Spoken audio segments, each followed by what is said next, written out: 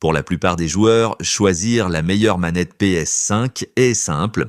La manette DualSense standard de Sony a introduit des fonctionnalités de nouvelle génération vraiment impressionnantes lors de son lancement, en même temps que la console il y a quelques années, que les développeurs trouvent encore de nouvelles façons d'utiliser. C'est une marque au-dessus des manettes de jeu typiques que nous avons vues dans le passé et parfaite pour montrer ce que la PS5 peut faire. Si vous voulez un petit plus, vous ne manquerez pas de choix.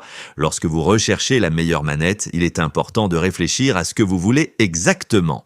Les fans de jeux de tir compétitif ou de jeux de combat tireront probablement profit des manettes Pro avec leur multitude de boutons supplémentaires et de palettes arrière qui vous font gagner de précieuses secondes dans les combats multijoueurs.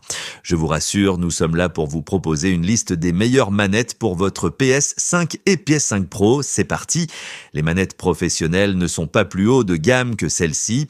Victrix n'a fait aucun compromis avec le Pro Arcade FS en concevant un stick de combat sans décalage, personnalisable et prêt pour les tournois. Les 8 boutons de façade et le joystick sont tous des composants Sanwa, l'un des fabricants de commutateurs les plus populaires parmi les aficionados du stick de combat qui réagissent agréablement avec un léger clic audible. Même les petits détails du joystick de combat, comme la légère pente de sa face avant qui vous permet de reposer confortablement votre poignet, place le Pro Arcade FS au-dessus de ses concurrents. Et sa finition arrondie en aluminium est plus élégante que les boîtiers en plastique épais des autres joysticks de vol sans être trop lourde, avec seulement 3,4 kg. C'est un boîtier assez léger. Le PlayStation Portal n'est pas la console portable PS5 dont nous rêvions tous. Il peut se connecter au Wi-Fi et jouer à distance avec une console allumée ou en mode veille, mais ce n'est pas une version portable de la plateforme. C'est vraiment dommage car le potentiel qu'un tel appareil pourrait avoir sur le marché actuel est illimité. En réalité, ce que nous avons est une manette DualSense avec un écran, donc elle mérite quand même une place dans cette liste. Le PS Portal est en fait un écran LCD de 8 pouces coincé entre les deux moitiés d'un contrôleur DualSense. Pour cette raison, vous bénéficierez de fonctionnalités DualSense comme la résistance de la gâchette et le retour haptique. Mais c'est un peu ça, c'est vraiment une manette avec un écran. Il n'y a pas de traitement interne qui lui permette d'exécuter des jeux en mode natif. Les performances varient en fonction de votre connexion haut débit, mais si vous utilisez un réseau fiable, vous pourrez diffuser des jeux PS5 sans aucun décalage. La caractéristique la plus remarquable de la Nacon Revolution 5 Pro est son immunité au stick drift, un défaut mécanique irritant qui fait qu'une manette enregistre des entrées qui ne sont pas effectuées par le joueur. Selon la gravité du problème, il peut rendre une manette pratiquement inutilisable et est devenu un point de friction particulier pour certains joueurs PS5 qui se sont plaints de la rapidité avec laquelle leur manette DualSense tombe en panne. La Revolution 5 Pro évite complètement ce problème. Les capteurs à effet Hall de ces joysticks analogiques, qui utilisent des champs magnétiques pour détecter les entrées plutôt que des points de contact physiques qui risquent de s'user avec le temps, ne sont pas susceptibles de dériver du joystick. Vous pouvez donc être tranquille. Votre nouveau contrôleur sophistiqué ne sera pas transformé en un presse-papier coûteux de sitôt. Soyons réalistes, il n'y a plus vraiment de raison d'acheter la SCUF Reflex Pro maintenant que la DualSense Edge existe, avec la même conception de base et la même qualité de fabrication que la DualSense, mais avec moins de composants personnalisables, des joysticks analogiques non remplaçables et rien en termes de sensibilité de gâchette réglable ou de boutons remappables. La Reflex Pro ne justifie pas vraiment les 10 € supplémentaires que vous dépenserez par rapport à la manette Pro de Sony. Oh, et elle ne prend pas en charge le retour haptique. Les deux atouts de la manette sont cependant ses palettes arrière et ses skins personnalisés.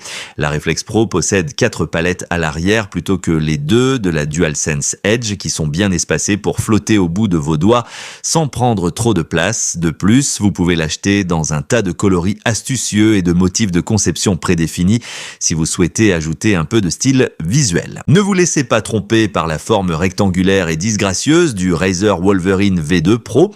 Ce contrôleur tiers a quelques atouts impressionnants dans sa manche, le principal étant une grosse batterie qui a tenu près de 30 heures avant de devoir être rechargée lorsque nous avons désactiver les effets d'éclairage RGB du contrôleur.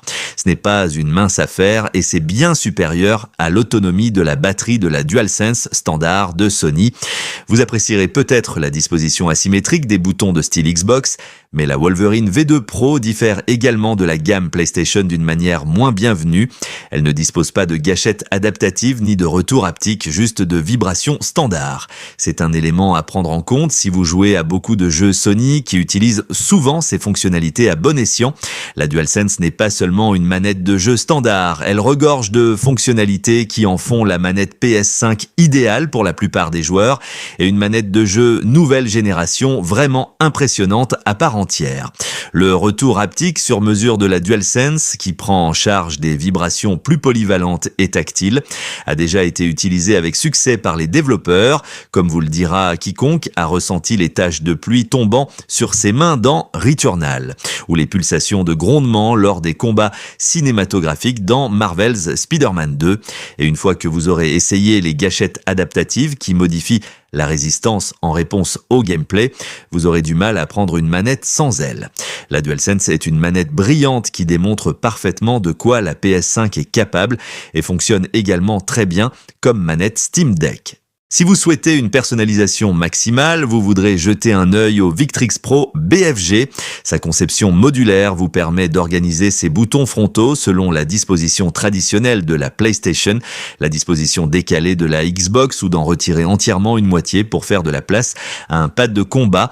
Ajoutez à cela 5 niveaux généreux de réglage de gâchettes, 4 boutons arrière remappables particulièrement bien placés, un ensemble de capuchons et de portes de stick alternatifs, et même l'option pratique de remapper les profils en utilisant simplement des raccourcis de boutons une fois que vous les avez mémorisés, et la DualSense Edge semble un peu maigre en comparaison. Il est conçu avant tout pour les joueurs compétitifs de jeux de combat et de tir qui souhaitent personnaliser leur manette de jeu, et une fonction Tournament Lock désactive facilement les boutons du système pour éviter toute pression accidentelle. Mais ce n'est en aucun cas un contrôleur de nouvelle génération. Il manque de gâchettes adaptatives et ne propose aucun type de grondement, sans parler du retour haptique. Le Victrix Pro BFG est uniquement destiné à ceux qui veulent un avantage concurrentiel. La manette professionnelle de Sony pour PS5, la DualSense Edge, est la version améliorée de la DualSense. Elle intègre de nombreuses fonctionnalités que les joueurs de jeux multijoueurs compétitifs trouveront particulièrement utiles. À l'arrière se trouvent 2 palettes positionnées à portée confortable de votre index et de votre majeur. Le haut des joysticks analogiques peut être échangé contre des hauteurs plus hautes ou plus courtes et les gâchettes peuvent être réglées pour se déplacer en mouvement court, utile pour les tireurs nerveux ou en mouvement long qui exploitent pleinement leur fonctionnalité adaptative. Chaque bouton est remappable et les zones mortes du stick analogique peuvent être ajustées. Mais ce qui est encore plus impressionnant, c'est la facilité avec laquelle ces paramètres personnalisés peuvent être modifiés. Une simple pression sur les boutons de fonction ajoutée vous permettra de parcourir vos 4 profils de mappage personnalisés ou de les ajuster à la volée. Mieux encore, les modules du stick analogique peuvent être entièrement retirés et remplacés, ce qui signifie qu'une éventuelle dérive future du stick ne transformera pas le contrôleur en un presse-papier glorifié.